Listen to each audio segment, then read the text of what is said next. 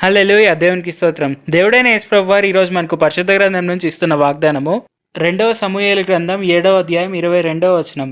కాబట్టి దేవా యెహోవా, నీవు అత్యంతమైన ఘనత గలవాడవు. నీ వంటి దేవుడొకడునూ లేడు. మేము వినిన దాన్నంతటిని బట్టి చూడగా నీవు తప్ప దేవుడెవడునూ లేడు. సో ఈరోజు వాగ్దానం కనుక మనం చూసుకుంటే ఇక్కడ మనకు దేవుడైన యేసు ప్రభువారు ఏమని చెప్తున్నారంటే, మనము నమ్ముకున్న దేవుడైన యేసు ప్రభువారు అందరికంటే గొప్పవాడు. ఎందుకంటే మనము ఎన్ని పాపాలు చేసినా కూడా మన పాపాలన్నిటినీ క్షమించి వేశారు. మన కోసం ఈ భూమి మీదకి వచ్చారు. మన కోసం ఈ భూమి మీదకి వచ్చి ఆయన శిలువ యాగం చేశారు. అలాగే ఆయన ఈ భూమి మీద ఉన్నంత కాలం కూడా మనిషి రూపంలో ఆయన ఎప్పుడు కూడా పాపాలు అనేది చేయలేదు. ఆయన ఒక పర్ఫెక్ట్ లైఫ్ అనేది చూపించి మనకు జీవించి చూపించారు. సో ఈ విషయాన్ని మనము అర్థం చేసుకోవాలి. అలాగే దేవుడైన యేసు ప్రభువారు ఎన్నో అద్భుత కార్యాలు చేశారు ఈ భూమి మీద ఉన్నప్పుడు. ఆయన చనిపోయిన వారిని తిరిగి లేపారు. ఆయన ఎంతోమందికి అనేకమైన రోగాలు తీసివేశారు. ఆయన గుడ్డి వారికి చూపునిచ్చాడు. ఆయన చెవిటి వారికి వాళ్ళు వినగలిగేలాగా చేశాడు. అలాగే మాట్లాడలేని వారు మాట్లాడగలిగేలాగా చేశారు. అలాగా ఆయన ఎన్నో గొప్ప గొప్ప అద్భుత కార్యాలు చేశారు ఈ భూమి మీద ఉన్నప్పుడు. సో ఆయన అంత శక్తిగల దేవుడు. ఆయన ఎంతో ఘనత గల దేవుడు. ఆయన నామం ముందు ప్రతి ఒక్క మోకాలు వంగుతుంది.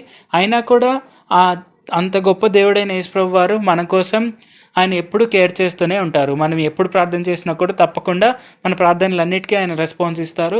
అలాగే మనం ఎప్పుడు సంతోషంగా ఉండాలనే దేవుడైన యేసు ప్రభువారు కోరుకుంటారు. అలాగే మనల్ని మనం అర్హత లేదనుకున్నా కూడా దేవుడైన యేసు ప్రభువారు మనకు అర్హత కల్పించి మనల్ని ఆయన సొంత కుమారునిగా కుమార్తెలుగా స్వీకరించారు. ఆయన మనల్ని తన సొంత పిల్లలుగా స్వీకరించారు.